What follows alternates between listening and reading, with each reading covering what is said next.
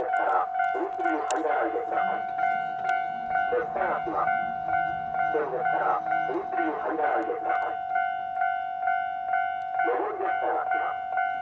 しばらくお待ちください。